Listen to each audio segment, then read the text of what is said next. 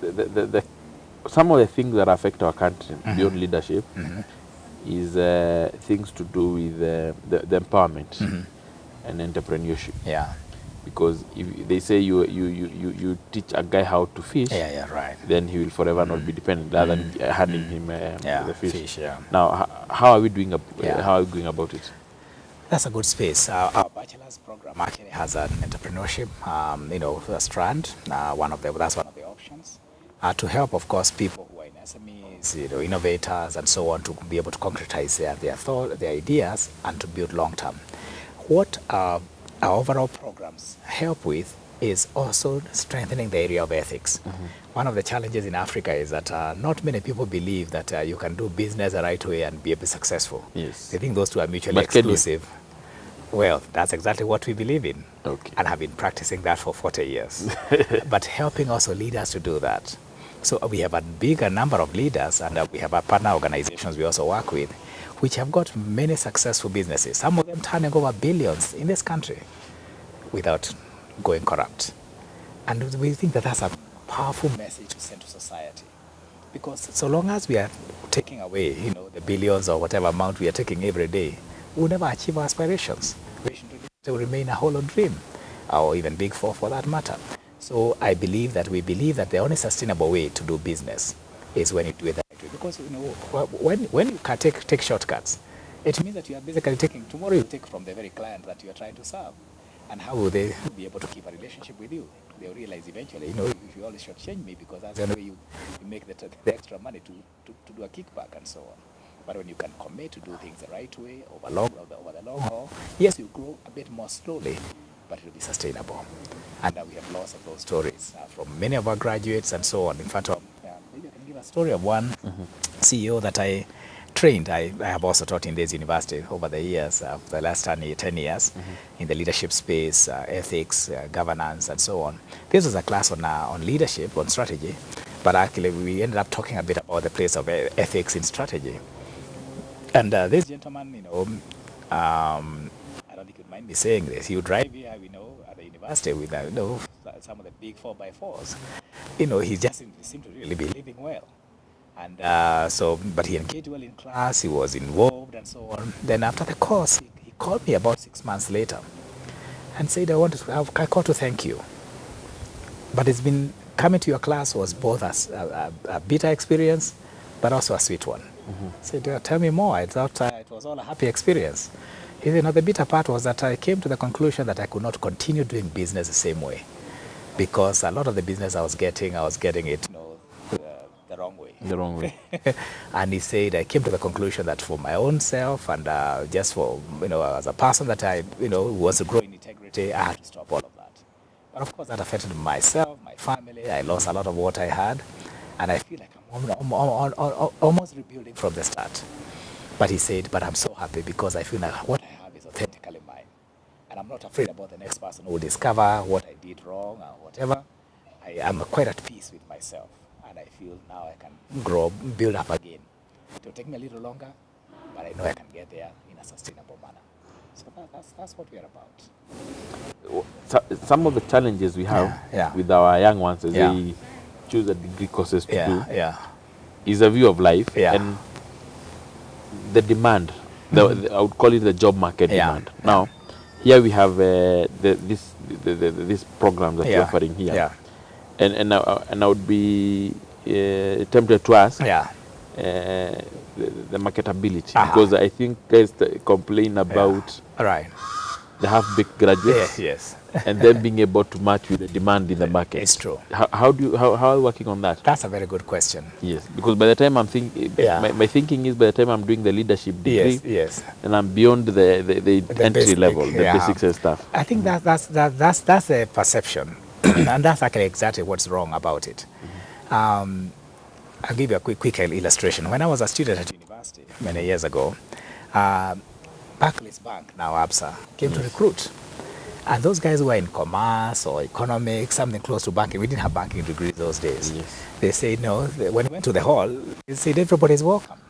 Those guys, of course, were thinking they want to have an edge. They said, sir, but are you not going to be taking people like BCom, people closer to the job that you do in the bank? The gentleman just laughed and said, you mean that first degree? That degree is just to show you that you're trainable. When you come to us, it's when we train you. We don't care what background you have.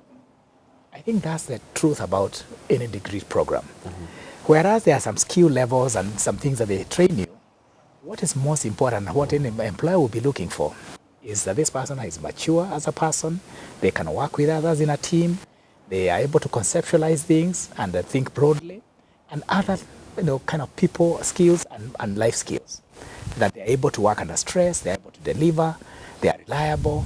Those things are much more important because training you can get in a few weeks in any organization. And that's how come today you find that the engineers who are, accountants and so on. Actually, my background is mechanical engineering. And then I found that over time, I actually didn't enjoy working with metals and so on. I wanted to work with people and influence people. So I actually got myself into a leadership space for my master's and PhD.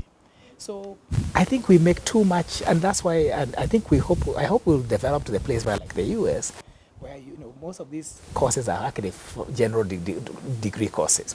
It is when you go to the masters, and actually that's the whole idea of mastering is actually becoming good at something. You've discovered yourself, you know what you really are good at that level, then you specialize. So yes, master's degrees need to be specialized. First degrees should be generalist courses. I think we put too much weight on it. But the truth is that there are many people who are in marketing, who did pharmacy, or whatever else it is, and they're doing better than those who did marketing. Because people discover themselves much later. And I think there's too much pressure. I mean, why did I go to engineering? I was good in school. And everybody thought every bright kid must do maths, physics, chemistry those days in A-levels. And where did that degree take you? It's going to take you to architecture or engineering. So I chose engineering. So it's almost a historical accident. When you speak about choosing, yeah. You're having the government intake, I think, in a few months. Right. The Kenya, the KU CCP, yes. Yeah. Now, most of them chose their degrees without actually understanding the job market, where they are going, now, or who they are. How do you, when the first semester, when they're trying to understand what this funny thing they chose, how do you come in to help them? That's good, because the first week many are restless. Yes. Because they're saying I didn't get my very few people get their first choice. Most people live with second and third choices. And you actually need to tell them that you don't need to change. If you become good at what you're doing here, you'll be more marketable. Somebody who gets a first class honors in BA often gets better job opportunities and sponsorship opportunities than somebody who goes to struggle with engineering and gets a pass. He's an ordinary engineer. Yes. This one is an specialist. People think there's something about this. But in society, people will not value that. So I think having a talk from somebody who, like myself, who's changed even platforms, and they're able to see that I can move from engineering, which is considered a prestigious place, to the social sciences, because I found myself there. And I realized I can influence society from there. So we tell them that the character building, becoming good at what you do, maturing as a person, getting team skills and other things will make you more marketable in the long term than even just the course that you study. Yes, so it's good to stay, of course, with passion. We are saying that there's nothing wrong with that. But that alone is not the only factor that employers will be looking for. Some of the things that we talk about here is preparing our graduates to be fantastic employees. Right. At what point do we change that with the changing to become atmosphere? Yes. For them to live and become good entrepreneurs. Because the world now requires people to create jobs. It's true. Because the job opportunities are less. I think it needs a healthy balance. There are some who go out too early before they discover who they are. I think part of the entrepreneurship is actually tied to the entrepreneur finding themselves. Because when you discover what you're good at, you're passionate about it, there's no limit to what you can do, because overcoming obstacles and other things which are going to be there anyway is very easy. When you do it before you are ready, I have found many people also failing. The failure rate for many entrepreneurs is very high, and I think sometimes it's too early because of course maybe everybody is doing it. There are people who possibly need to stay in employment for a while to get the life skills, to work on a routine, to get networks, and so on, because they're not actually maybe good at developing those networks. But there are others who will go and get the networks, create the networks themselves, and so on. So I think it's a very important principle, and we definitely prepare every graduate here. Part of what we tell them, and because that's where it has to start, is that nobody should graduate from ILU when your community at home has not been transformed. You know, many people, you come do a first degree, master's, even PhD, but your village is the same. It has never changed. People are doing things the same old way. And here there's somebody with a lot of knowledge, you know, world-class knowledge, but it's not impacting the community. So we try to challenge them from early on to be givers, to think about what they can do to make a difference. Because it is in doing those many different things that you actually discover your talent. You know, by doing something repeatedly, you begin to see, everybody begins to say, hey, you're doing this so well. And many of them eventually do it in a sustainable manner, but also by benefiting the community and having a support system. When we were hit by COVID last year, what we would call the global leaders in medicine, the Harvard, you know, is it Harvard or Oxford? And the other universities and, in India and US and part of China, they came together and due to their R&D, research and development, they quickly got us a vaccine. Now, the vaccine you guys need to tell us about is a leadership it's one, true, because it's long Thank you. overdue. Thank you. How is your R&D on that area? Very good. This is an area we want to grow in. I must admit it's not as strong as we could be, but this is an area we're becoming very intentional. In fact, in 3 weeks' time, we are going to be opening up, looking back again from you know, a library, you know, all the research that we have done, because there's a lot of output. Many of our faculty and students have actually published even us as well. And so we want to get all of that and summarize it in a way that is transferred to other people. So we are saying research does not belong to the library. That's just a repository. But we want it to be available out there and to share it. In fact, in the future, part of what we want to do is that after all the topics are approved and so on, we'll call again the leadership community, because that's our space, and say, this is what we want to research. Which of these areas will be important to you? Because then these people can partner. So that way, as the student generates knowledge, there's actually a user. Because otherwise, much of it just ends up on the shelf in the library without any use or application. We want to change the ethos why we do research. It is so that society benefits. And that can only happen when there's that collaboration between our researchers, whether students or faculty, and the end users, you know, business or the market, government, whoever would like to cooperate in some of the topics. So we want to be very intentional about that. And of course, for that to grow, that means you will need to, for that to grow, you also work on getting more students on board. Yes.